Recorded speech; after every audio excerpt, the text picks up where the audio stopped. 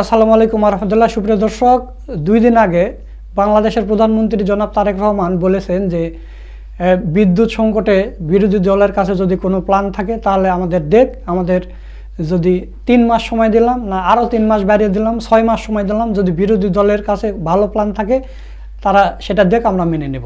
আপনাদের পরিকল্পনা যদি আগামী 3 মাসের মধ্যে সমস্যার সমাধান করে দিতে পারে তাহলে আমি আপনাদের পরিকল্পনায় গ্রহণ করব। চ্যালেঞ্জ ছড়ে দিলাম, বাদ দেন 3 মাস, আরো 3 মাস আমি তাদেরকে দিলাম। যদি 6 মাসের মধ্যে তারা সমস্যার সমাধান করতে পারে তাহলে তাদের প্রত্যেকটি পরিকল্পনা আমরা বাস্তবায়ন করব। তো জামাতে ইসলামের পক্ষ থেকে সেই চ্যালেঞ্জ গ্রহণ করা হয়েছে এবং জামাতে ইসলামের পক্ষ থেকে প্ল্যান দেওয়া হয়েছে। এখন সেটা তারেক রহমান মানবে কি মানবে না সেটা তার ব্যাপার। প্রধানমন্ত্রীর চ্যালেঞ্জের জবাবে আমাদের প্রস্তাব, মাননীয় প্রধানমন্ত্রী আপনি বলেছেন পরিকল্পনা দিন। আমরা বলছি পরিকল্পনা 21শে মে থেকেই সরকারের কাছে জমা আছে। আপনি বলেছেন ভালো পরিকল্পনা হলে বাস্তবায়ন করবেন। আমরা বলছি বিরোধী দলের 10 দফা এবং সংসদীয় বিশেষ কমিটির 12 দফাকে সামনে রেখে আজ থেকেই একটি যৌথ বাস্তবায়ন কাঠামো তৈরি করুন। সরকার, বিরোধী দল, পেট্রোবাংলা, বাপেক্স, বিপিডিপি, প্রকৌশলী, ব্যবসায়ী ও স্বাধীন জ্বালানি বিশেষজ্ঞদের নিয়ে নিয়মিত পর্যালোচনার ব্যবস্থা করুন এবং আজ থেকে 90 দিন পর জাতীয় সংসদে অগ্রগতির প্রতিবেদন দিন। কোন সুপারিশ বাস্তবায়িত হয়েছে, কোনটি হয়নি, কত গ্যাস বেড়েছে, কত সিস্টেম লস কমেছে, কত অবৈধ সংযোগ বিচ্ছিন্ন করা হয়েছে, জনগণ সেই হিসাব দেখুক।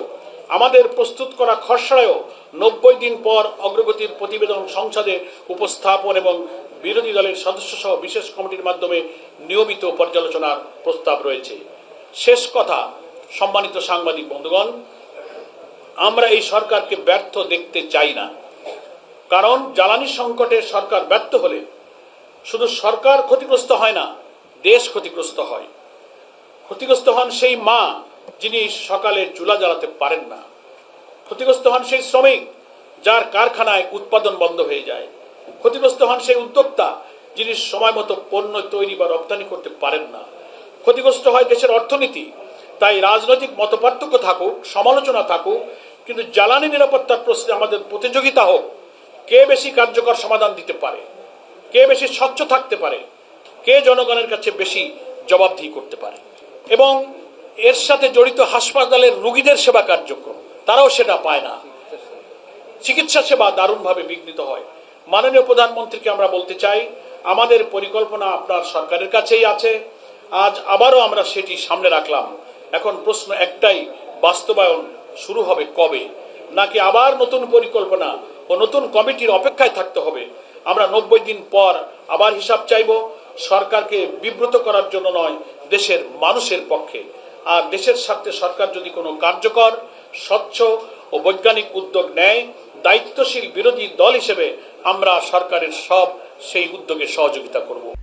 এবং ওই বক্তব্যে তারেক রহমান আরও কথা বলেছে যে 17 বছর নাকি জামাত শিবির গুপ্ত ছিল, তাদেরকে নাকি রাজপথে দেখেনি। আজকে যারা বড় বড় কথা বলছে, যারা বলছে জনগণকে যারা বিভ্রান্ত করার চেষ্টা করছে বিএনপি সরকারের বিরুদ্ধে, তাদেরকে আমরা রাজপথে বিগত 17 বছর দেখি নাই। এবং 71-এর রাজাকার এসে হ্যানত্যান অনেক কিছু বলেছে। 96 সালে স্বৈরাচারের সাথে জোট করেছে, অথচ 91 সালে 2001 সালে বিএনপির সাথে জোট করেছে, সেটা নিয়ে কথা বলে না। এবং বলেছে যে 17 বছর নাকি মিছিল মিটিংয়ে রাজপথে দেখেনি জামাত শিবিরকে। এটা একটা মিথ্যা কথা। 17 বছর তারেক রহমান নিজেই লন্ডনে ছিল এবং 17 বছরের রাজপথে, বাংলাদেশের রাজপথে ছিল জামাত শিবির। জামাত শিবিরের কোনো নেতাকর্মী কোনো দেশে পালিয়ে যায়নি। আপনারা দেখেছেন যে আল্লামা সাঈদীর রায়ের দিনে 270 জন মানুষকে গুলি করে হত্যা করা হয়েছে, পাখির মতো গুলি করে হত্যা করা হয়েছে। এবং জামাতে ইসলামের শীর্ষ 11 জন নেতাকে ফাঁসি দেওয়া হয়েছে। তারেক রহমান একজন প্রধানমন্ত্রী হয়ে এরকম হালকা কথা বলেন কিভাবে? তো দর্শক, জামাতে ইসলামী যে প্ল্যানটা দিয়েছে, চলুন আমরা সেই ভিডিওটা একটু দেখে আসি। মানুষ চুলায় গ্যাস চায়, কারখানায় উৎপাদন চায়, নিরবচ্ছিন্ন বিদ্যুৎ চায়। এই দাবির জবাব রাজনৈতিক ব্যঙ্গ দিয়ে নয়, কার্যকর সমাধান দিয়েই জবাব দেওয়া উচিত। আসসালামু আলাইকুম ওয়া রাহমাতুল্লাহি ওয়া বারাকাতুহু। আলহামদুলিল্লাহি রাব্বিল আলামিন, সালাতু ওয়াস সালামু আলা সাইয়্যিদিল মুরসালিন ওয়া আলা আলিহি ওয়া সাহবিহি আজমাইন। আজকে 16ই আগস্ট এই সন্ধ্যায় বাংলাদেশ জামাত ইসলামীর কার্যালয় চত্বরে আয়োজিত সাংবাদিক সম্মেলনে উপস্থিত সম্মানিত জামাত ইসলামীর কেন্দ্রীয় নেতৃবৃন্দ, মাননীয় সংসদ সদস্যবৃন্দ, উপস্থিত আমার প্রিয় সাংবাদিক বন্ধুগণ এবং সম্মানিত দেশবাসী ভাই ও বোনেরা, আপনারা জানতে পেরেছেন যে দেশে বিরাজমান বিদ্যুৎ, জ্বালানি এবং গ্যাস নিয়ে যে ভয়াবহ সংকট এবং বিতর্ক চলছে, সে প্রেক্ষিতে জামাত ইসলামীকে আবারও জাতির সামনে তার বক্তব্য পেশ করতে হচ্ছে। গণমাধ্যম কর্মী হিসেবে আপনারা নিজেরাই সাক্ষী আছেন, অতি সম্প্রতি মাননীয় প্রধানমন্ত্রী দেশের এই কঠিন জনদুর্ভোগকে আড়াল করার জন্য সরকারের এই 6 মাসে তাদের কর্তব্য পালনের যে সমস্ত সুযোগ ছিল, তার সত্ত্বেও যেখানে যেখানে ব্যর্থতা, সেটা ঢাকবার জন্য আর কোনো উপায় না পেয়ে বিরোধী দলের উপরে সবকিছু চাপিয়ে দিতে গিয়ে কিছু অহেতুক বিতর্কের অবতারণা করেছে। বলছেন বছরের পর বছর ধরে যে সব রাজনৈতিক বিতর্ক মানুষ পছন্দ করে না, মীমাংসিত। অতীতের সবসময় ব্যর্থ শাসকেরা যখন জনদুর্ভোগের কোনো ইস্যুর কোনো জবাব দিতে পারে না, তখন এই সব বিতর্ক সামনে এনে আসল ইস্যুটাকে আড়াল করতে চায়। আমরা সেই প্রবণতা এই সরকারের এবং সরকারের প্রধানের লক্ষ্য করছি। আবার এমন একটা কথা উনি বলছেন যে 17 বছরে বিরোধী দলের মেনশন করে বলেন যে তাদেরকে খুঁজে পাওয়া যায়নি, তারা গুপ্ত ছিলেন। বিদ্যুৎ, জ্বালানি ভয়াবহ সংকট নিয়ে ওনারা বক্তৃতা করেন, কোনো সমাধান পেশ করেন না, প্রস্তাব দেন না। আবার এমনও বলেছেন যে এসব না বলে আসেন আমরা কাজ করি, জামার হাতা গুটায় কেটস পরে আমরা নেমে যাই। শুনেছেন তো সব আপনারা। তো এখন এই বিতর্ক যদি একটা দেশের সরকার প্রধান তোলেন, তো সেই দেশের বিরোধী দল হিসেবে তো আমাদেরও তো কিছু দায়িত্ব আছে। আমাদের মাননীয় বিরোধী দলীয় নেতা, যিনি বাংলাদেশ জামাত ইসলামের সম্মানিত আমির, তিনি জাতীয় সংসদে পরিষ্কার করে জাতির সামনে বলেছেন, দেশ এবং দুনিয়ার মানুষ জানে। পার্লামেন্টের শুরু থেকে তিনি দুইটা কথা বলেছেন যে আমরা দায়িত্বশীল এবং গঠনমূলক বিরোধী দলের ভূমিকা আমরা পার্লামেন্টে পালন করব, সকল ভালো কাজে সরকারকে সহযোগিতা করব, সকল জনস্বার্থ বিরোধী মন্দ কাজে আমরা সরকারের বিরোধিতা করব। এই পলিসির উপরে কিন্তু বাংলাদেশে জামাত ইসলামী ইভেন 11 দলীয় ঐক্যের যে মাননীয় সংসদ সদস্যরা বিরোধী দলের চেয়ারে বসে ভূমিকা পালন করছেন, আমরা এখনো এই পলিসির উপরেই বিরোধী দলের নেতৃবৃন্দের ভূমিকা পালন করতে দেখছি। সেটাই আজকের বক্তব্য লিখিত আকারে সুনির্দিষ্টভাবে আরো কিছু প্রস্তাব এবং ছোট্ট কিছু হিস্ট্রি আপনাদের সামনে আমরা আজকে তুলে ধরব। আমরা মনে করি এই সব বিতর্কে মাননীয় প্রধানমন্ত্রীর মতো জায়গায় অবস্থান করে এটা বলা ঠিক না। আমাদের মাননীয় বিরোধী দলীয় নেতা জামাত ইসলামের আমির, প্রধানমন্ত্রী হয়তো বলছেন উনি 60-এর হাতা গুছায় কেটস পরে নামেন। আমাদের আমিরের জামাত তো আর 60 পরেন না, উনি পাঞ্জাবি পরেন। তো পাঞ্জাবির হাতা গোটায় উনিও কিন্তু মাঠে নেমেছেন। দেশপ্রেম, জাতি গঠনের জন্য উনিও মাঠে নামছেন, কাজ শুরু করেছেন। সুনির্দিষ্ট প্রস্তাব পার্লামেন্টারি কমিটি, জাতীয় সংসদের ফ্লোরে, বাইরে আমাদের গঠনমূলক প্রস্তাব এবং ভূমিকার কথা উনি বলছেন। আর 17 বছর যাদেরকে আপনি খুঁজে পাননি, কি করে খুঁজে পাবেন? আপনার অনেক নেতা মন্ত্রীরা খুঁজে পায় না, কারণ আন্দোলনের দৃশ্য ওনারা তো টেলিভিশনে বসে দেখেছেন, ফিল্ডে ছিলেন না। যিনি বলেন আর যারা বলেন তারা তো মাঠ থেকে দেখেননি, তারা বসে বসে ঘরে ভিডিও আর টিভি অনলাইন দেখেছেন।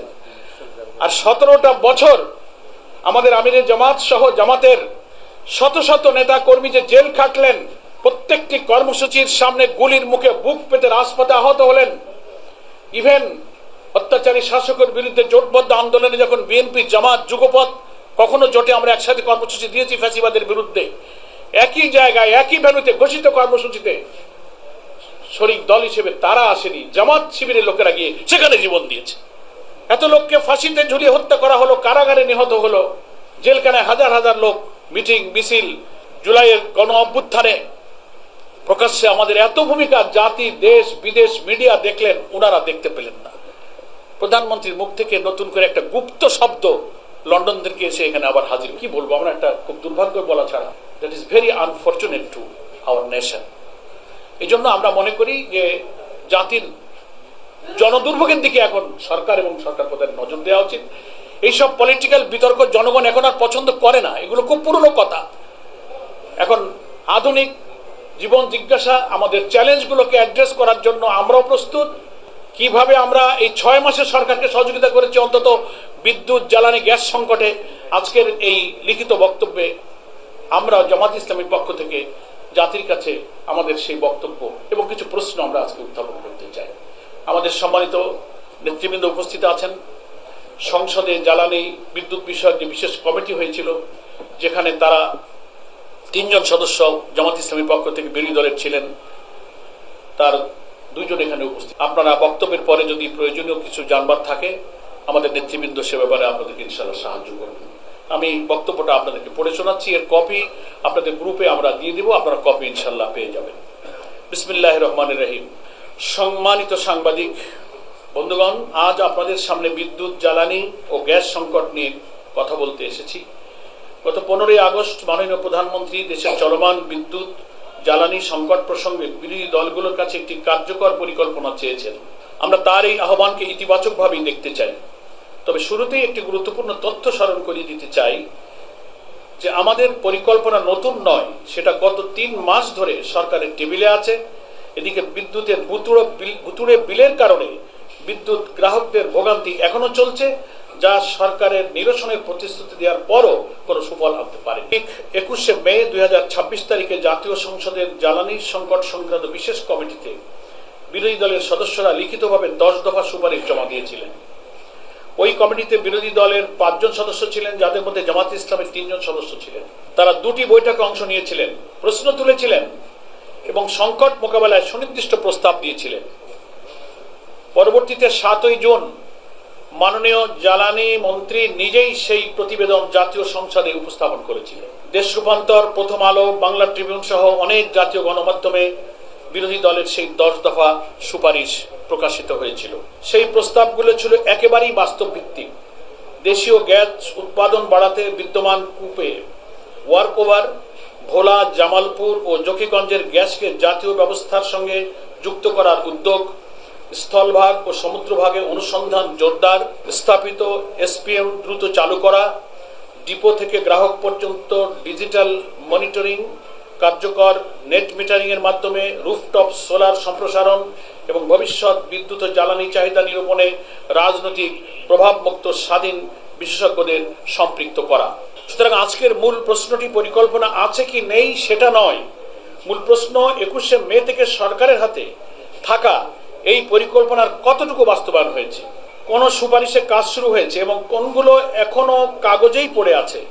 আজ আমাদের সেই প্রশ্নগুলোর উত্তর চাই এবং একই সঙ্গে দেখাতে চাই দেশের এই সংকট মোকাবেলায় বিরোধী দল শুধু সমালোচনা করেনি, বরং সময় মতো দায়িত্বশীল ও বাস্তবসম্মত বিকল্প প্রস্তাবও দিয়েছে। বিগত 14 আগস্ট 2026 বাংলাদেশ জামাত ইসলামের আমির ও জাতীয় সংসদের বিরোধী দলীয় নেতা ডক্টর শফিকুর রহমান এমপি এই সংকট নিরসনের জন্য জাতীয় সংসদের জরুরি বিশেষ অধিবেশন আহ্বান করতে মহামান্য রাষ্ট্রপতির কাছে চিঠি দিয়েছেন, যার কপি মাননীয় প্রধানমন্ত্রীর কার্যালয়েও দেওয়া হয়েছে। 3 মাস আগে যে পরিকল্পনা দেওয়া হয়েছিল তার অগ্রগতি কতটুকু হয়েছে প্রধানমন্ত্রী পক্ষ থেকে পরিষ্কার করতে হবে। এই সংকট সমাধানের লক্ষ্যে বিরোধী দলীয় নেতার পক্ষ থেকে যে জরুরি অধিবেশন আহ্বানের দাবি জানানো হলো, তারও এখনো কোনো আশানুরূপ সাড়া পাওয়া যায়নি। আমাদের প্রথম কথা, আমাদের পরিকল্পনা নতুন নয়। প্রায় 3 মাস ধরে সরকারের কাছেই আছে। মাননীয় প্রধানমন্ত্রী বিরোধী দলকে পরিকল্পনা নিয়ে জনগণের সামনে আসতে বলেছিলেন। আমরা বিনয়ের সঙ্গে স্মরণ করে দিতে চাই, জ্বালানি সংকট মোকাবেলায় জাতীয় সংসদে গঠিত বিশেষ কমিটিতে বিরোধী দলের সদস্যরা 21শে মে 2026 তারিখেই লিখিতভাবে 10 দফা সুপারিশ জমা দিয়েছিলেন। সরকারি ও বিরোধী দলের 5 জন করে সদস্য নিয়ে ওই বিশেষ কমিটি গঠন করা হয়েছিল। 7 জুন সেই প্রতিবেদন জাতীয় সংসদে উপস্থাপিত হয়েছিল। কমিটির নিজস্ব 12 দফার পাশাপাশি বিরোধী দলের 10 দফা সুপারিশও প্রতিবেদনের সঙ্গে অন্তর্ভুক্ত ছিল।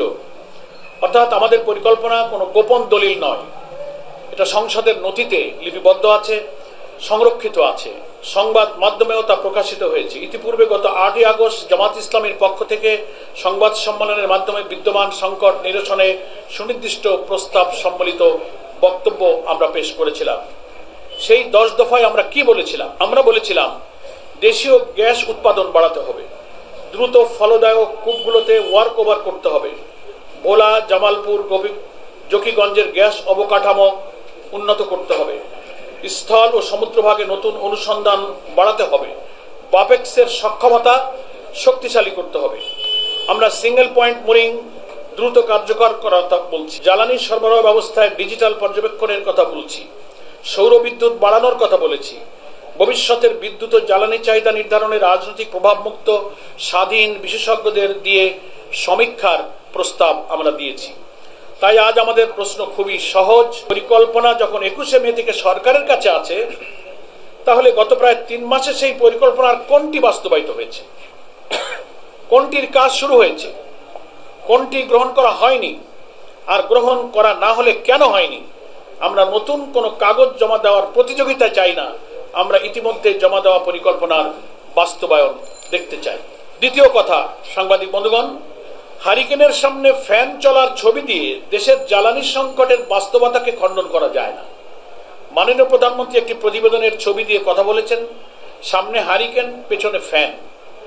এটিকে তিনি হটকারিতার উদাহরণ হিসেবে উল্লেখ করেছেন। আমরা মনে করি একটি নির্দিষ্ট মুহূর্তে একটি জায়গায় ফ্যান চলছিল কি চলছিল না, এটি দেশের গ্যাস ও বিদ্যুৎ পরিস্থিতি মূল্যায়নের কোনো মানদণ্ড হতে পারে না।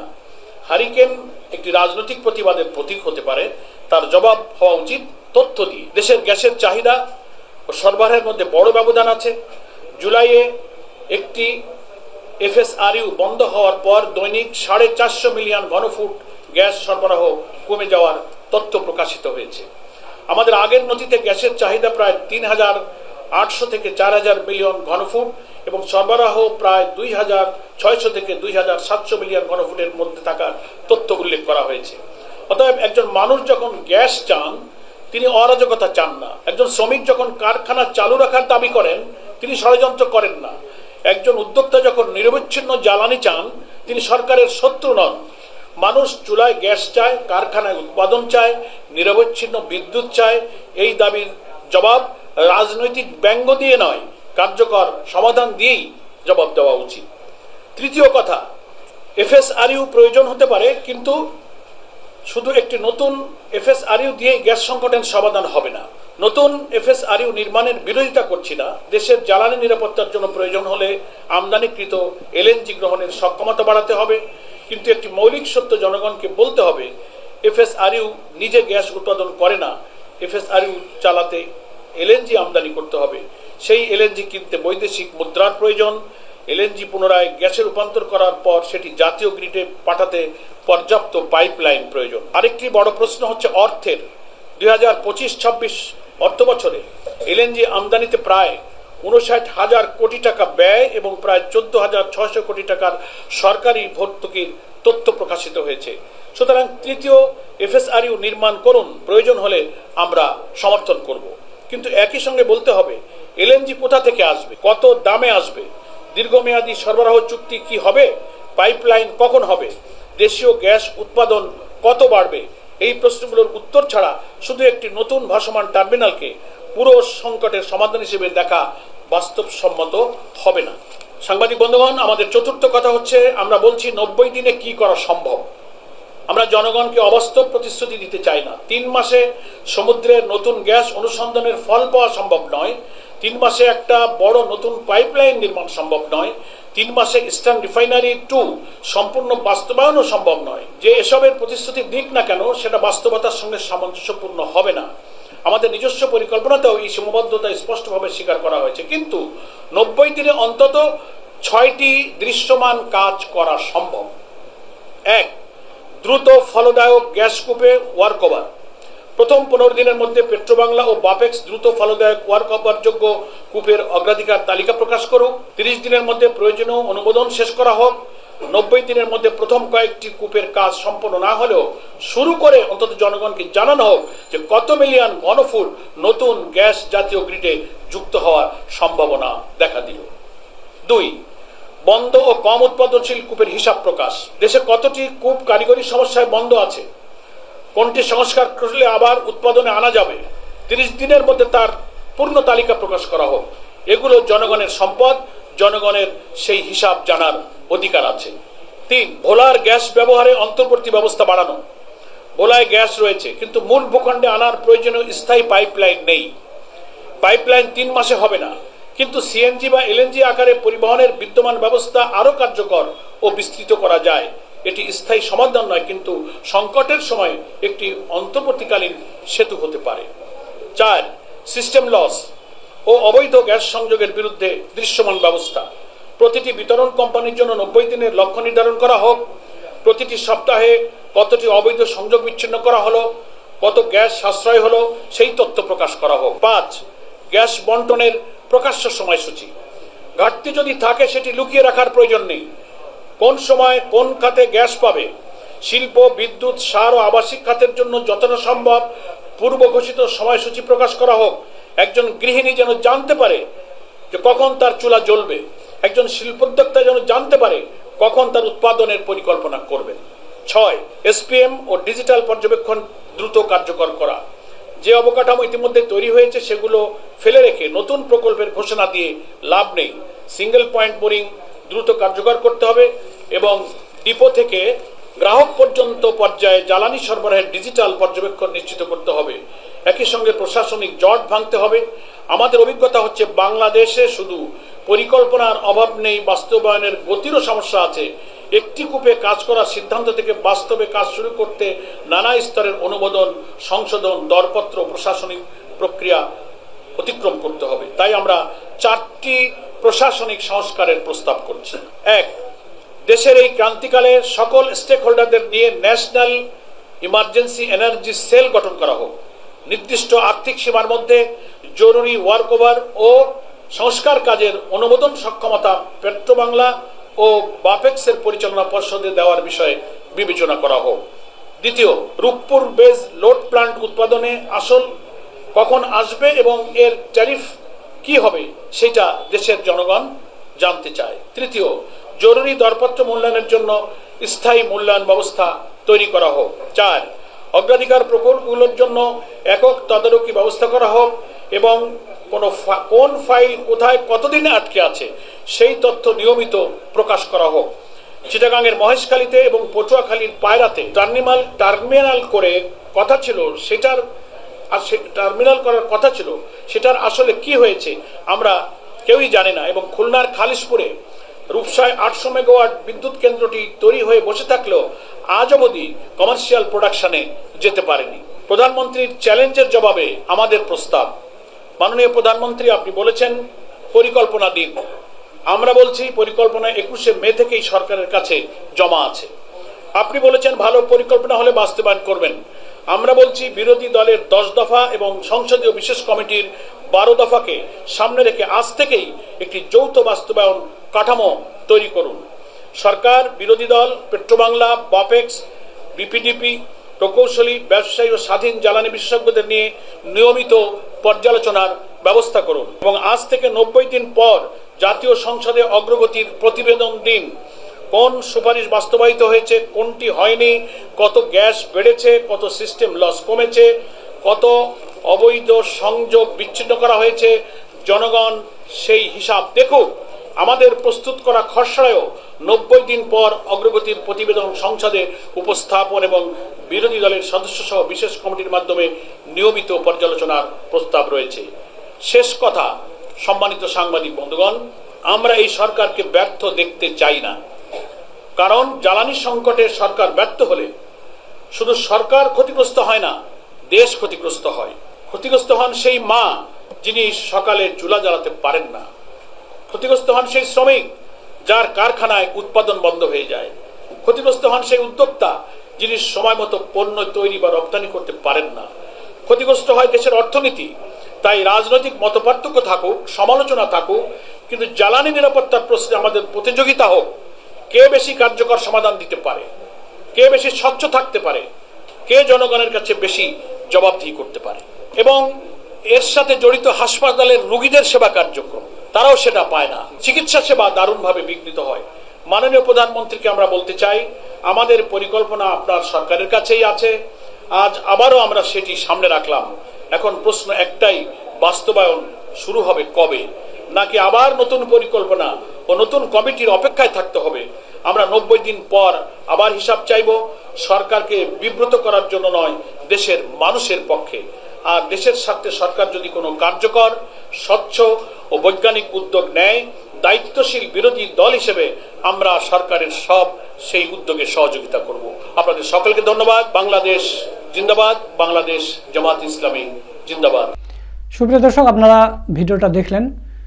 তো সব মিলে আজকের এই ভিডিওটা আপনাদের কাছে কেমন লেগেছে, যদি ভালো লাগে শেয়ার করবেন। সকলকে ধন্যবাদ।